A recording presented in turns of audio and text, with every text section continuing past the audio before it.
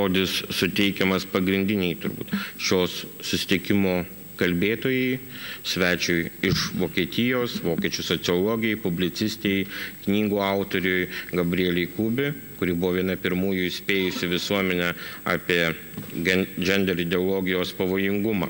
Ir tema yra genderizmas, ideologija griaunanti visuomenės pagrindus. Sveikinu Jūs labai nuoširdžiai.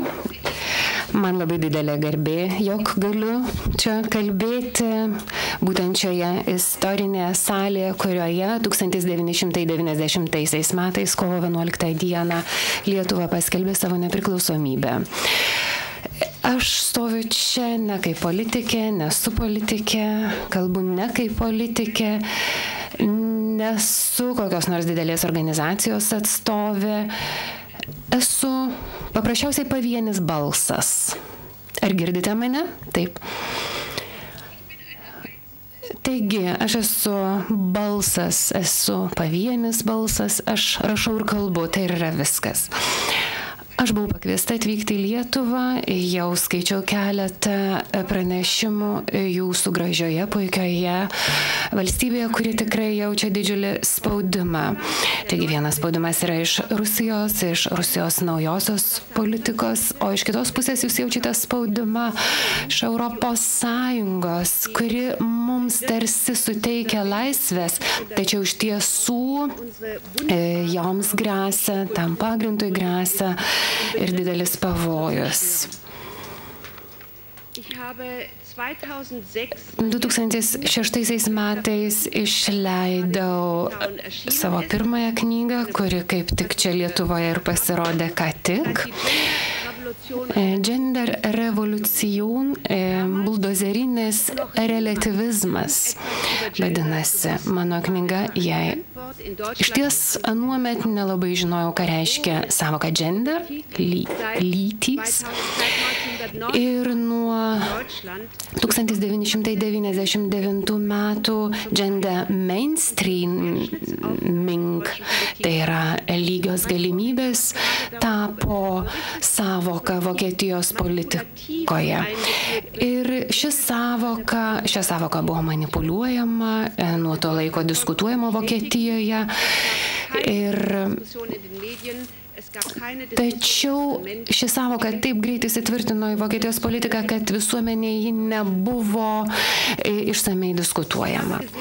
Ir aš pastebėjau, jog būtent mūsų vertybių puolimas pasidarė daug stipresnis atsiradus šiai savokai. Ir parašiau tuomet antrąją knygą, ta knyga yra šiek tiek storesnė, būtent ši knyga, pavadinimas jos yra globalinė arba pasaulinė seksualinė revoliucija. Laisvės žlugdymas vardan laisvės. Taigi, kai žlugo Sovietų sąjunga, mes tikėjomės, kad gyvensime visi laisvės imperijoje. Imperijoje, kuri bus laisva nuo ideologijų. Tačiau vėliau pastebėjome, kad būtent po laisvės rūbu slepiasi tam tikri dalykai, kurie tas demokratinės vertybės slegia, bando jas žlugdyti. Kalbama apie įvairias laisvės, žodžio laisvę, terapijos laisvės. Tačiau visos šios laisvės buvo skirtos šeimos laisvės gynybai. Tačiau sulig seksualinė revoliucija aš 67 metais Berlyno universitete studijavau sociologiją. Ir, kaip žinote, 68-ųjų maištai, studentų maištai, juos pradėjo maža studentų grupė, pradėjo kovoti prieš senasias vertybės.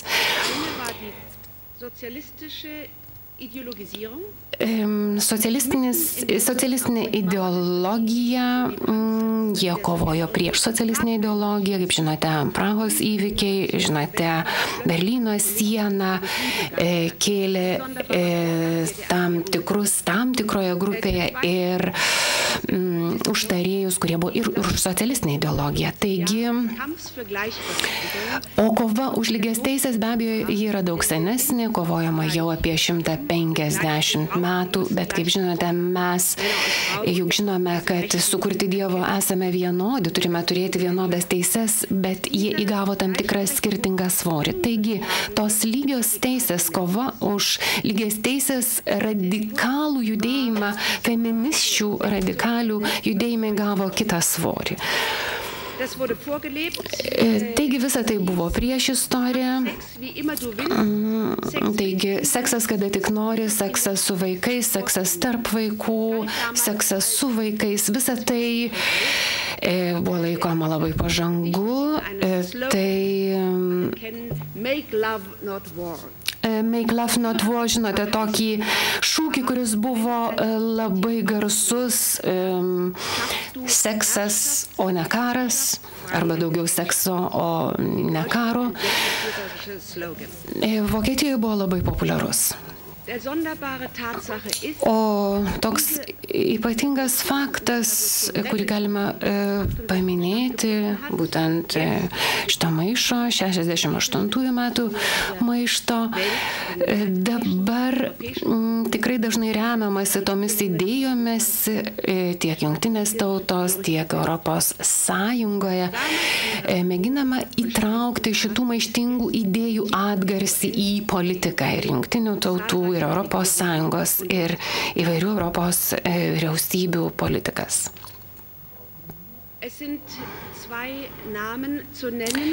Norėčiau paminėti du vardus, kurie galėtų būti šios revoliucijos pradininkais. Ir šios revoliucijos pradininkės tai yra moteris, kaip nekeista, galima pasakyti, buvo tos griovėjos, žlugdytojos. Taigi vieną vardą tikrai žinote, Simona de Beauvoir, ji buvo Žano Polio Sartro bičiulė. Ji pasakė savo garsųjį sakinį: moterimi negimstama, moterimi padaroma. Ji kalbėjo apie tai, kad nėra skirtumų tarp vyro moters, kad visuomenė mus padaro vienu ar kitu. Taigi, tai, kas buvo sukonstruota, tai, kas įgimta, ji mėgina dekonstruoti. Simona de Beauvoir pasakė dar vieną sakinį: ištrūkime iš motinystės vergovės. Ji laiko motinystę vergovę. Ir mes, moteris, mes turime išsilaisvinti iš tos motinystės vergovės. Tai bėgti iš jos. O kurgi mes nubėgsime? Mes turime demografinę krizę šiuo metu. Gimstamumo lygis veikiausiai toks pat mažas kaip ir Vokietijoje, 1,3 vaiko tenka vienai moteriai. Ir visiškai nesuvokiama, kodėl būtent šis faktas netampa centriniu mūsų politikų arba kertiniu asmeniu, ties kuriuo diskutuojama. Socialinė sistema žlugs Vokietijoje po 10 metų, jeigu mes eisime tą kryptimį, kalbame apie demografinę krizę. Ir tada tai tikrai bus galingų ir didžiulių kovų.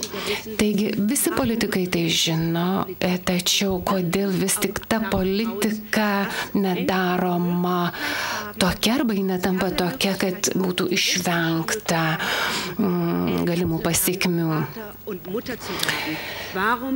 Kodėl vis tik tai forsuojama ideologija, kuri žlugdo šeimą, šeimą sudaryta iš tėvo ir motinos.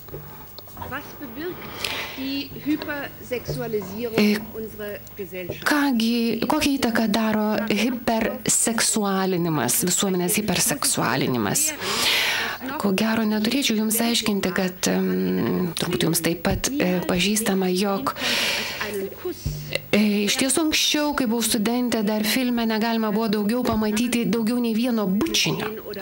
O dabar štai, ką mes matome reklamoje, filmuose, kas įvyko per 40 metų, kas atsitiko visuomenėje, kai visuomenė atsisako tam tikrų normų. J.D. anglų antropologas Oksfordo universitete, jis paskelbė savo kūrinį, taigi jis padarė tyrimą, kad elitinė kultūra įmanoma tik tai, kai seksualinės normos yra griežtai apibrėžtos. Skaičiau šį kūrinį ir iš tiesų visiškai pritariau jo minčiai. Kasgi atsitinka, kai visuomenė atsisako seksualinių normų, kai jai reikia kuo daugiau kontracepcinių priemonių, abortų. Taigi tai yra tam tikras smurtas prieš prigimtį. Kovojama už tai, kaip už žmogaus teisę pasirinkti.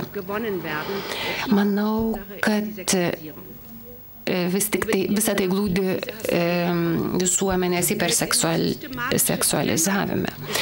Taigi tas sistemingas atskirimas sekso ir vaisingumo yra kenksmingas ir tai pradedama daryti jau nuo pat mažų dienų, būtent vaisingumo ir sekso skirimas, tas daroma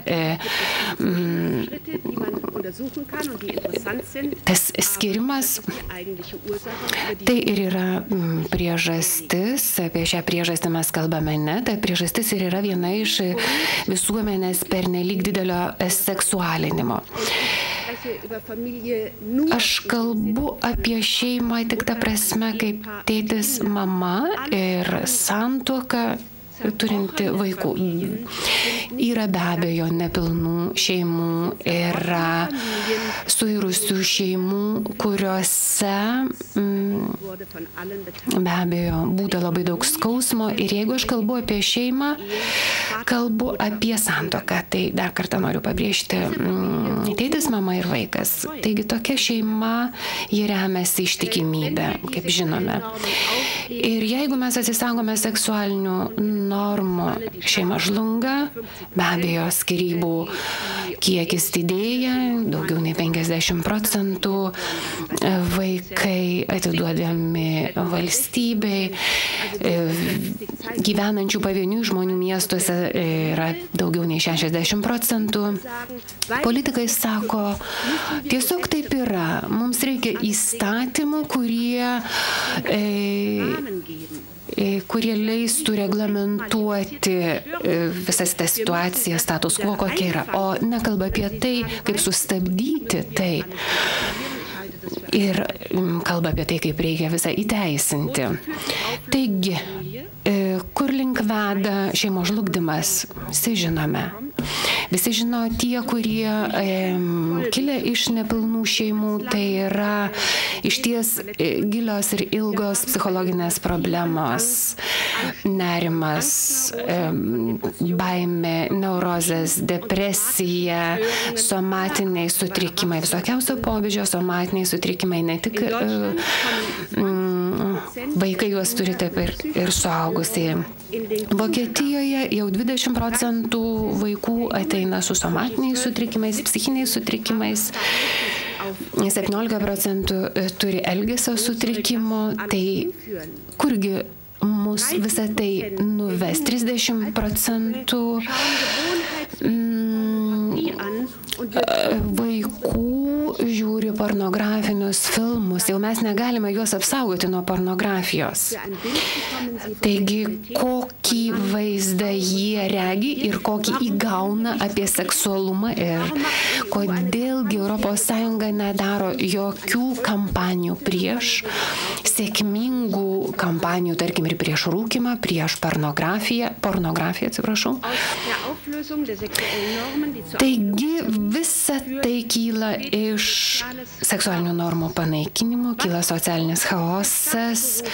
Taigi kamgi reikalinga valstybė, kągi ji veikia, kaip tik valstybė, jeigu jį reglamentuoja visą gausybę valstybinių sferų, tačiau tai tik prielaida stiprioms jėgoms atsirasti, stiprioms ideologijoms atsirasti. Mes jau girdėjome, kas tai yra genderizmas. Genderizmas tai žlugdančio ideologija. Prieš 20 metų iš tiesų dar mes galvojome, kad galbūt tikrai tai nebus sėkminga istorija, negalės plėtotis ta ideologija. Ko gero tai neįsitvirtins, ko gero negalės vystytis, bet jau mes matome tai ir vaikų darželiuose, kad ji plinta. Juk mes matome, kas yra vyras, moteris ir žinoma, tik brandus vyras, brandi moteris gali išauginti sveiką ir brandžią asmenybę. Ir esu sutrikusi, kad mūsų visuomenė ši ideologija taip stipriai paveikia, kad ji taip stipriai uraganu keliauja, kad tam skiriamos ir jungtinių tautų didžiulės lėšos, ir ES didžiulės lėšos, ir būtent šitai ideologijai plėstis ir vystytis ir įsitvirtinti. Dar vienas aspektas, paminėtinis aspektas, kuris labai susijęs, jeigu mes neturime lyties, jeigu mes vienodi, ar lesbietė, ar gėjus, ar transseksualus asmuo, mes matėme ir Eurovizijos kontekste, angliškai vadinamas terminas queer, tai neapsisprendęs asmuo. Taigi atsiranda nauja savoka iš heteroseksualumo ir homoseksualumo polariškumo. Ir ar iš tiesų mūsų įstatymdavystė teisėkūra linkusi pasisakyti, jog lygios galimybės yra visiems, nesvarbu, koks mano seksualumas, aš galiu vesti, aš galiu turėti vaikų. Ir mums vis tik sunku suprasti, mes išaugome kitaip šitą naują orientaciją. Juk mes turime savo vaikams būtent šios ideologijos akivaizdoje įteikti ir suteikti kitų žinių. Juk Europos Sąjungoje Europos Sąjungos pinigai kartais atitenka būtent tokių programų įtvirtinimui, gyvendinimui, pradedant nuo darželių. Kas yra stereotipai? Stereotipų savoka taip pat manipuliuojama, tai nėra kokia dėželė, į kurią mėginama tam tikras savokas lyg ir įdėti ir tais stereotipais manipuliuoti.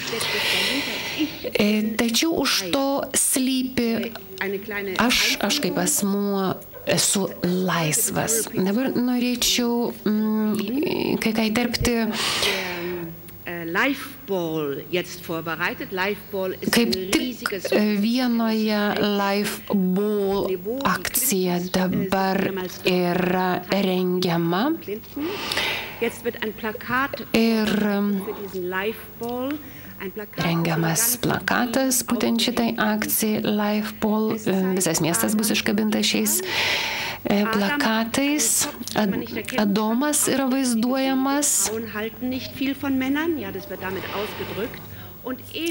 Ir Eva, ir Ieva, atsiprašau, visiškai nuoga, taip kaip ir buvo rojuje.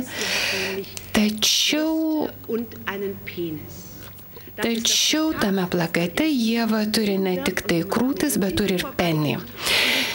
Ir juk pro šalį mieste, pro tuos plakatus eis žmonės su vaikais ir jiems reikės paaiškinti, kaip jiems reikės aiškinti, kaip jūs aiškinsite. Taigi, plakato šalininkai kalba taip, mes laisvi kabinti tokius plakatus. Taigi, ar heteroseksualumą nereikia už jį kovoti ir jis neturi prioritetą? Ar tai nėra mūsų žmonijos egzistavimo pagrindas? Visų žmonių, kurie mes čia sėdime. Prancūzijoje kyla judėjimas, atsirado iš niekur. Ir 2003 metais prasidėjęs judėjimas, suvienijęs apie 1000 gėjų, jie laisvai išėjo erdvės, skanduodami, mes esame gėjai. Taigi, ar heteroseksualumas yra gyvenimo norma, ar yra apsisprendimas? Tai nėra apsisprendimas. Ir tai nėra sprendimas, kuris diskriminuoja kitus. Tai yra tiesiog yra fundamentalūs skirtumai tarp heteroseksualumo ir homoseksualumo. Taigi, rizika glūdinti homoseksualume yra didžiulė. Kanadoje buvo didžiulis tyrimas atliktas,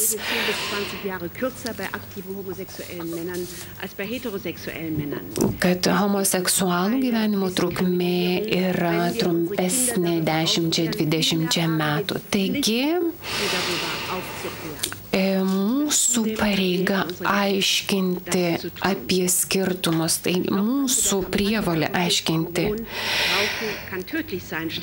Dar viena mintis apie ES kampaniją rūkymas kenkia sveikatai. Ar tai yra informacija, ar tai yra diskriminavimas, ar tai yra rūkančių diskriminavimas. Tai aš manau, kad tai yra informacija. Tai yra informacija rūkantiems, kad rūkymas kenkia.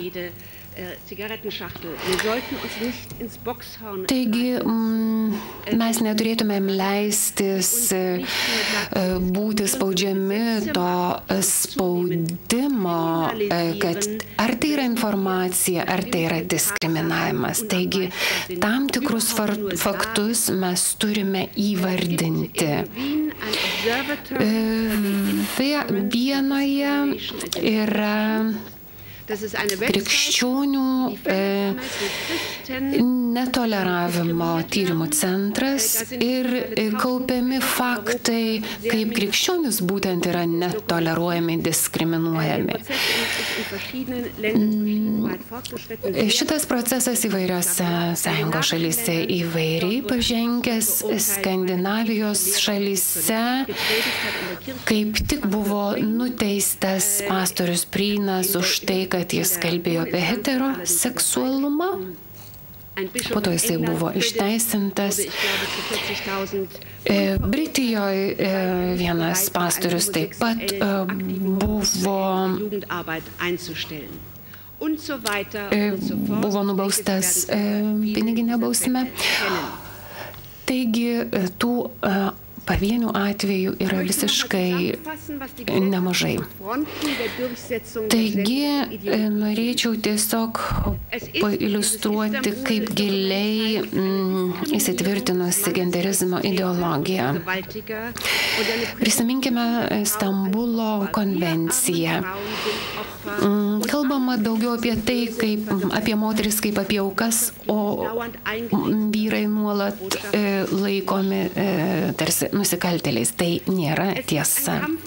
Tai yra tiesiog kova prieš motinystę, Simona Beauvoir, prisiminkėjo sakinį, traukėmės iš motinystės vergovės ir paskutinėse Europos parlamento ataskaitose Suberio rezoliucijoje kaip tik piešiamas moters paveikslas toks, kad įverta tik tiek, jeigu ji dirba. Tai yra tam tikras moterų apribojimas, moterų ribojimas. Moterys nori turėti vaikus, net ir lesbietės. Aš pati turiu 3 vaikus, tai yra svarbiausia mano gyvenime. Aš rašau, be abejo, aš dirbu, tačiau mano vaikai yra svarbiausias dalykas mano gyvenime. Manau, kad daugelis mamų ir tėvų šioje salėje taip pat galvoja. Taigi, moteris nori dirbti, kai jos turi mažų vaikų, tačiau nori dirbti be abejo dalį dienos. Jos nenori duoti savo vaikų kažkokias valstybinės įstaigas, o moteris Vokietijoje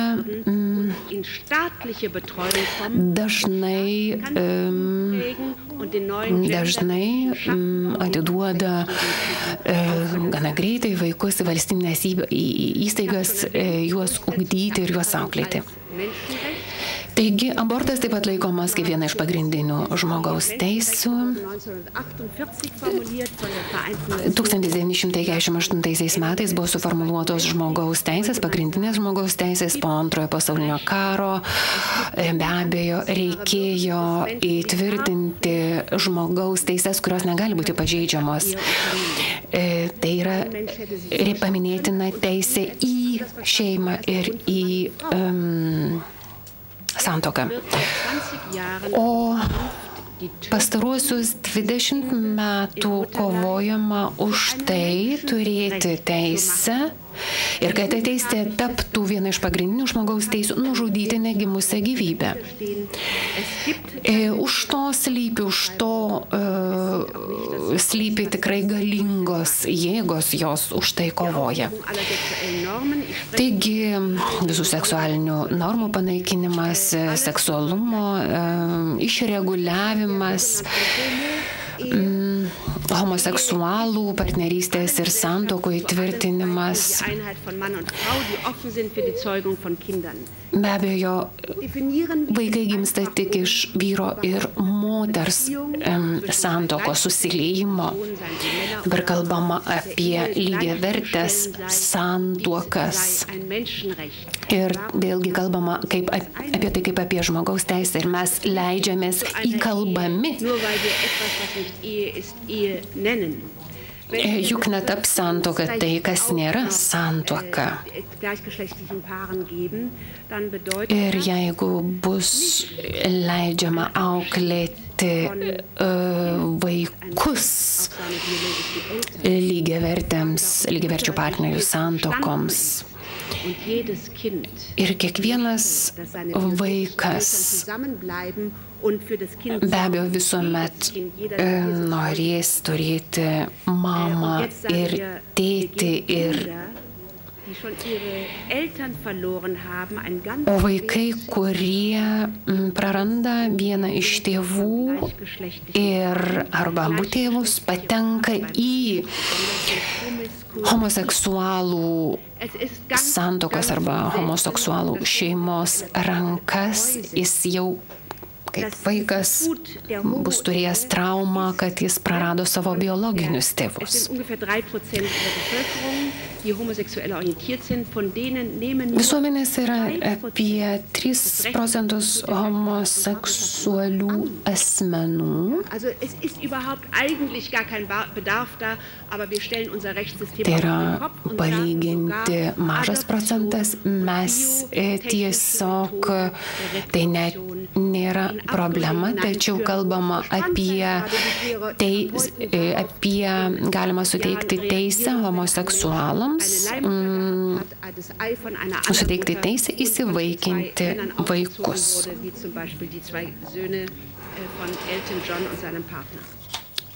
Paminėkime Eltoną Džoną ir jo partnerį.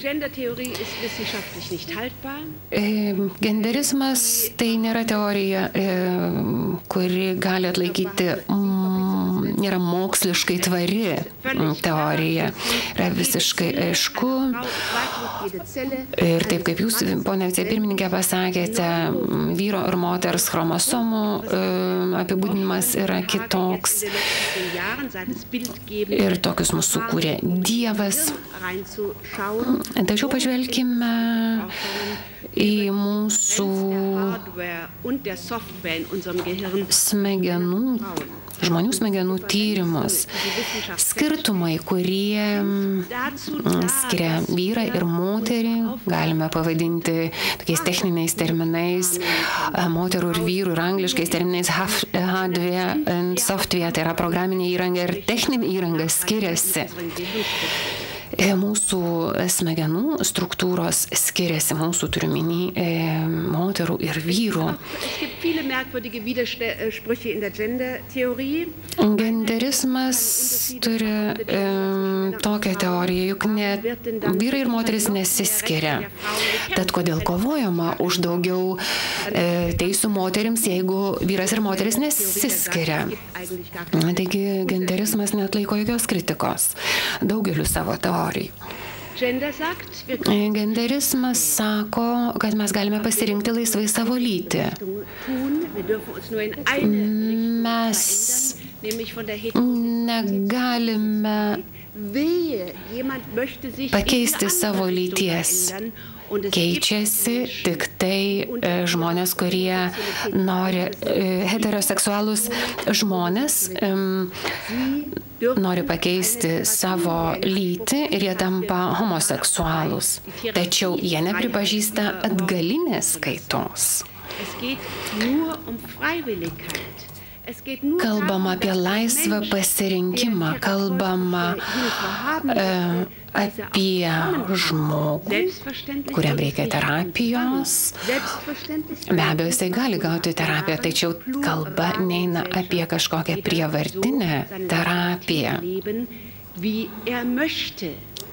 Kalbam apie laisvas pasirinkimą žmogaus, kuris gali rinktis, kaip jam gyventi, kaip ir pasirinkti lytį. Pasirinkti lytį ir ją pripažinti.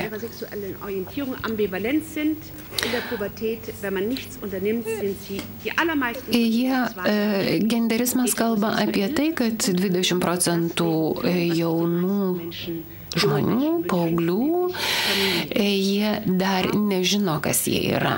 Ar mergaitės, ar berniukai. So lässt sich Ehe leben. Warum nicht? Was spricht dagegen? Warum passiert es nicht? Warum schicken die Homosexuellen? Ich verstehe es nicht, was hier läuft. Kodėl visą tai vyksta? Aš nesuprantu, kodėl taip vyksta, kodėl genderizmui leidžiamos tokios teorijos.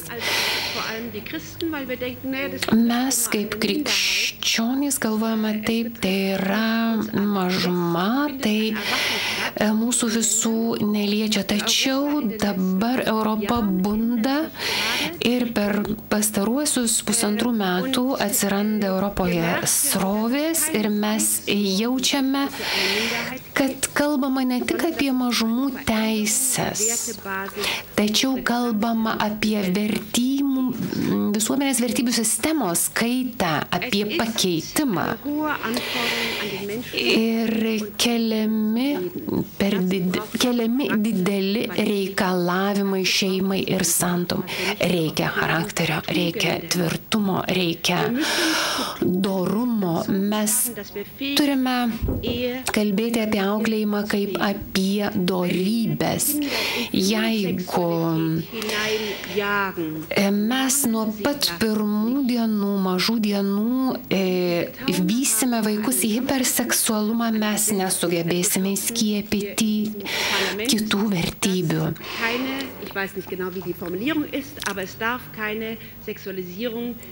Žinau, kad Seimas priėmė įstatymą, jaunimo apsaugos įstatymą. Nežinau, kaip tai skamba tiksliai, bet gerai žinau, kad toks įstatymas, kaip skamba tas įstatymas, kad toks įstatymas buvo priimtas apie jaunimo apsaugą iki 16 metų.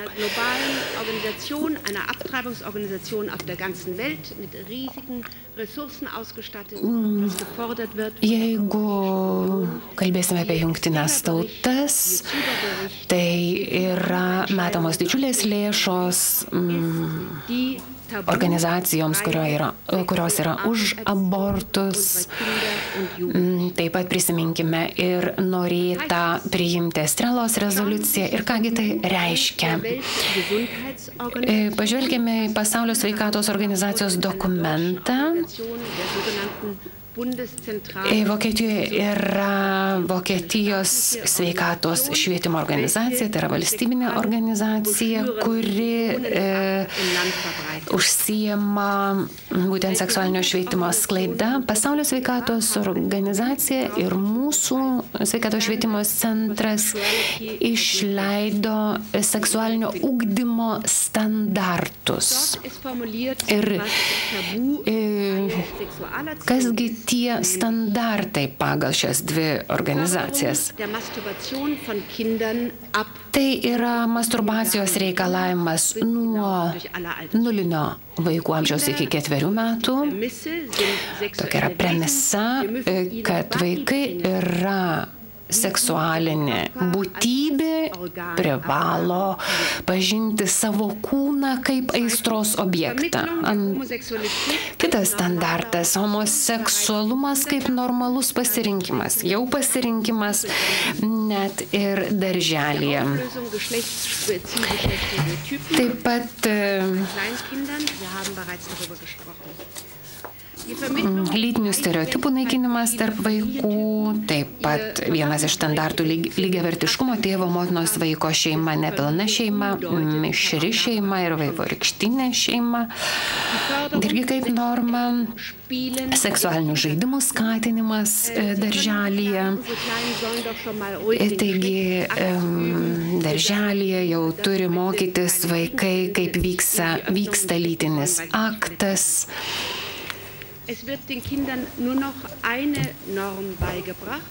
Vaikams įskiepijama mintis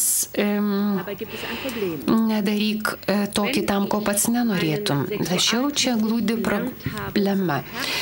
Jeigu aš esu išmokyta valdyti savo aistrą, jeigu aš to nebūsiu išmokęs ir nebūsiu išmokusi.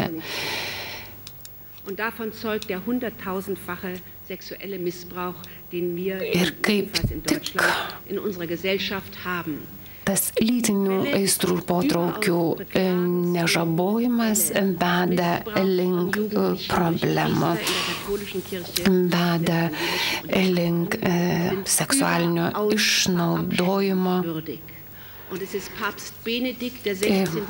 Popiežius Benediktas XVI kovojo visomis savo išgalėmis. Jis 400 pastorių kunigų atleido dėl seksualinio vaikų išnaudojimo. Tačiau, lyginant su visa visuomenė, seksualinis išnaudojimas bažnyčioje yra labai menkas lyginant su visa visuomenė. Be abejo, išmokyti vaikus valdyti savo potraukį, seksualinį potraukį, aistrą.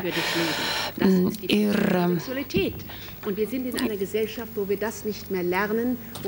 toje visuomenėje, kurioje mes to neišmokysime, mes atversime kelius kitai ideologijai.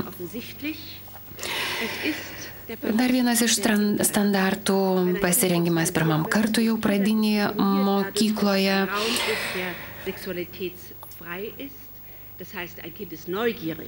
Vaikas, žinoma, yra smalsus, vaikas nori žinoti, tačiau kai tas seksualumas pateikiamas be galo laisvai,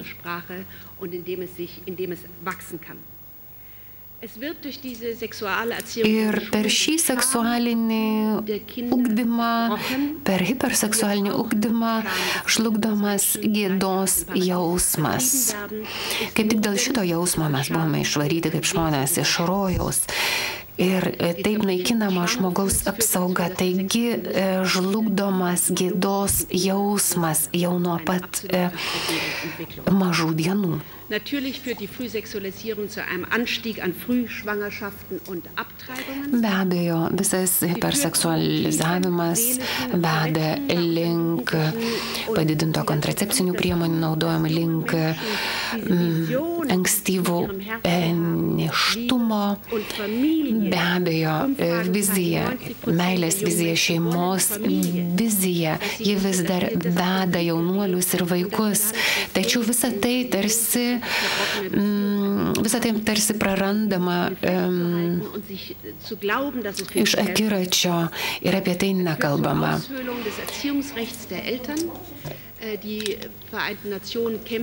Jungtinės tautos kaip tik kovoja už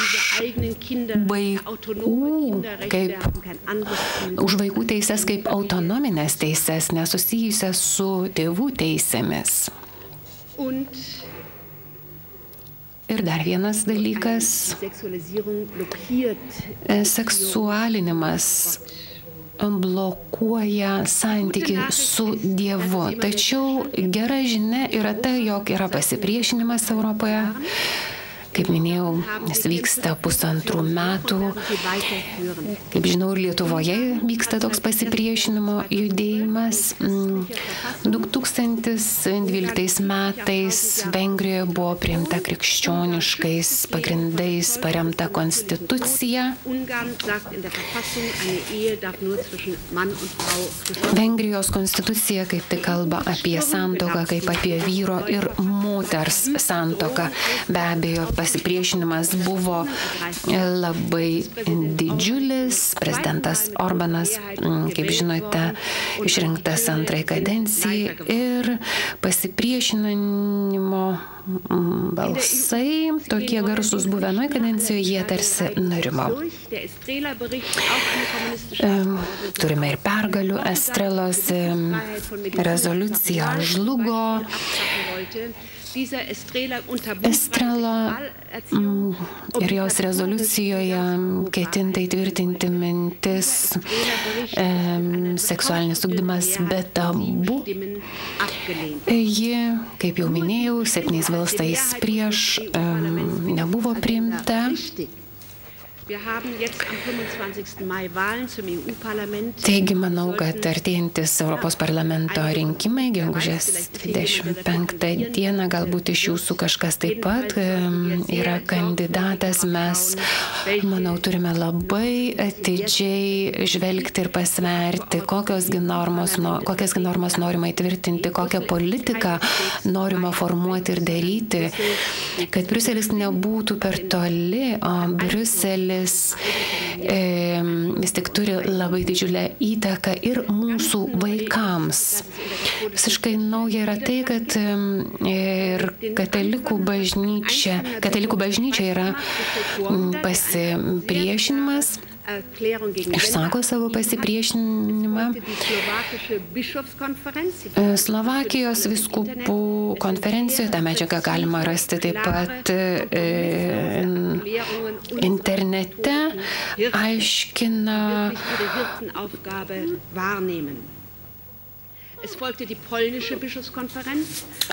tikrasias vertybės, paminėtina taip pat Lenkijos vyskupų konferencija. Ir kaip tik šitos konferencijos medžiaga buvo perteikta visose Lenkijos bažnyčiose. Ganytojų laiškai buvo paskleisti.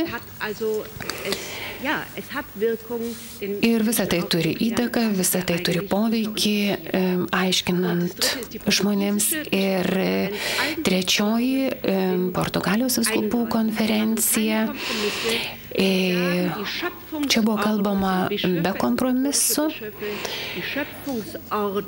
kad kūrėjo tvarka yra tokia, kad Dievas sukūrė vyrą ir moterį pagal savo paveikslą. Taigi, tos tiesos, kurias skleidžia katalikų bažnyčia, yra tam, kad nutiestų mums meilės kelią. Ir šitas aukštasis meilės kelias, žinoma, jis kainuoja. Taigi dėkoju už dėmesį. Man labai džiugu, kad aš atrandu Lietuvoje žmonių, kurie kaip tik irgi kovoja prieš genderizmo ideologiją. Aš manau, kad mes neturėtume palikti tos kovos ateinančioms kartoms. Mes turime pasisakyti už Europos krikščioniškasias vertybės, už deramą ateitį ir dėkoju dar sykį Jums už dėmesį.